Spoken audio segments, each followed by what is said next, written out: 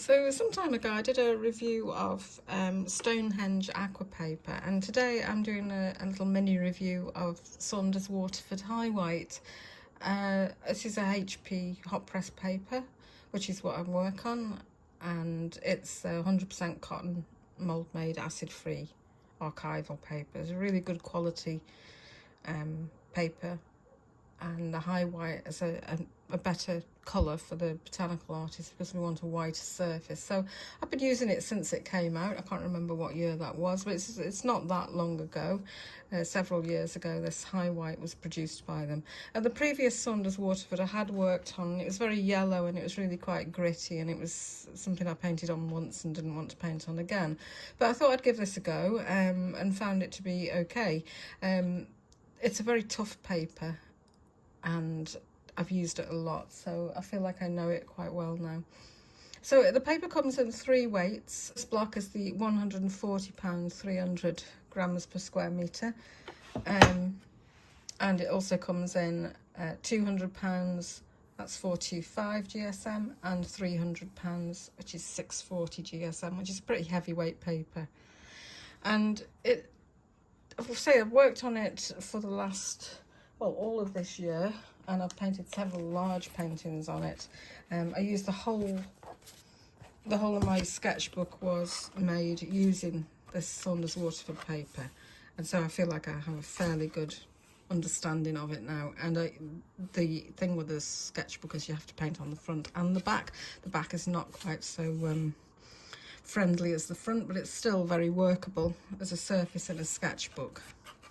So you can see there that's actually a mixture there. That's the front side and that's the back side. You can't really see a huge difference in it, but to paint on it is a little more textured and harder to get a clean line.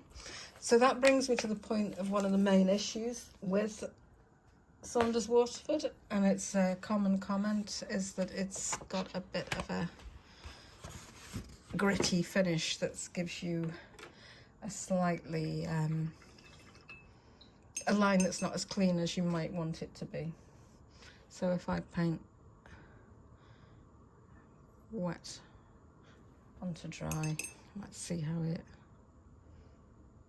it behaves.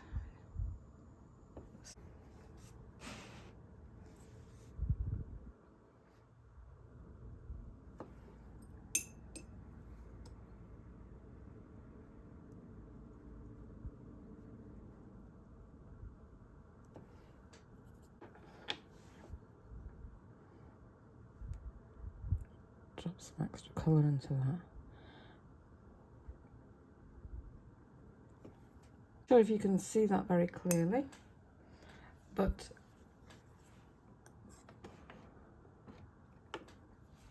it's got a very slight ragged edge on it there at the top, very slight, but it's nothing that can't be rectified. And you can see it on the previous one here, but you can rectify that very easily. It's quite normal for a watercolour paper to have some sort of raggedness. If you use a lot of water, it's probably more of a problem. I don't use a lot of water. I'm a pretty dry painter, so it's not such an issue for me. But as I say, this is a very tough paper, and that's one of its big advantages. It's quite easy to repair things on it. If you happen to make a mess, it's quite easy to lift things from it. So you can see here I've just lifted off dry, that's lifting out of dry.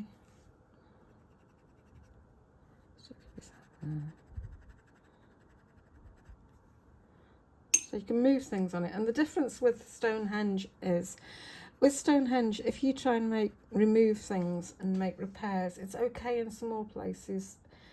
And I'm not recommending that you do a lot of this anyway, but we all know that things happen and you have to make alterations sometimes. But on Stonehenge, the surface tends to break up quite easily on it, even though it's quite a hard paper. Whereas this doesn't. It doesn't make a lot of difference. So in that respect, I think it's a much tougher paper and much more forgiving than Stonehenge might be. And you can layer lots of layers on it. And in Stonehenge, I find if you layer in too many dark colours, it doesn't work so well. So I think in that respect, it's a better paper. if you can get over this sort of slightly more textured surface that it has. And you can see sometimes when you photograph it, you can see that texture in it. Now, I've found with some blocks, this block isn't too bad, but some blocks are more textured than others. So there's obviously some variation between batches. So if I paint fine lines on it there, you can see a sort of slightly broken effect. And that's to do with that surface. But you just work on it and you get the amount of water and paint right, it's actually okay. It's just a case of working and getting to understand that paper. You know, you can sort out the you can sort out those little edges quite easily in subsequent layers of whatever it is you're working on and make them neat, smooth, tidy, whatever. So although that might be a bit of an issue for the wetter painter, I don't find it to be such an issue because I'm a pretty dry painter. And this is one of the things about choosing watercolour papers. It's very personal, and what might suit me won't necessarily suit another artist. So this is what I find, but you may find you hate this paper. But I would say that you need to work enough time with a paper to understand it. You know, I've done probably in excess of around 50 paintings, including the sketchbook studies on Saunders Waterford, and so I find it to be okay. So I painted this rhododendron leaf recently on Saunders Waterford, just a quick study of it really, and this is an example of how you can work really dark layers. So I would have started with a watery wash of a blue underneath, and then washes of the different colours to build up the surface, and then dry brush, which is the area that I'm kind of still working on it. It's a very dark leathery leaf, and it's perfect for this kind of subject really, these darker colours. It'll take lots of layering and you can get a really good dark, deep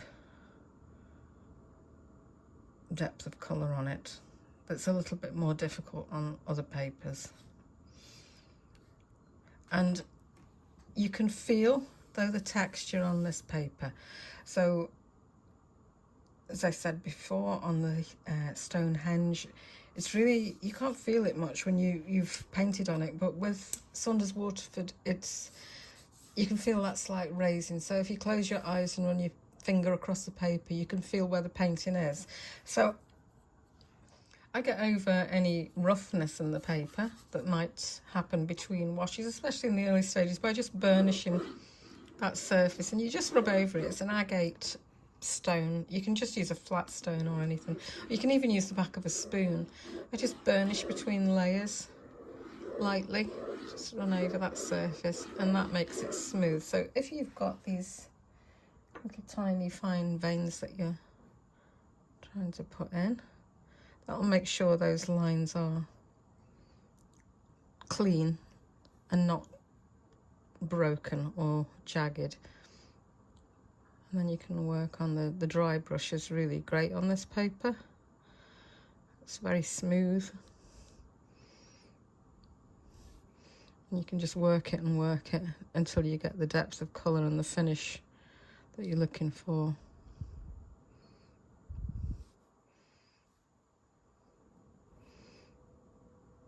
And so the comments about the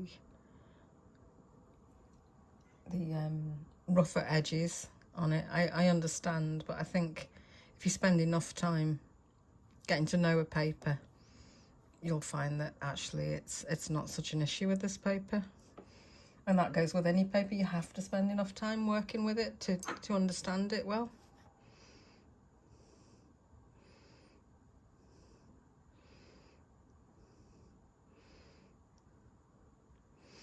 So what I tend to do is, if I have a painting that's a large, darker subject, I tend to use Saunders Waterford, whereas lighter, brighter subjects, I tend to use Stonehenge Aqua.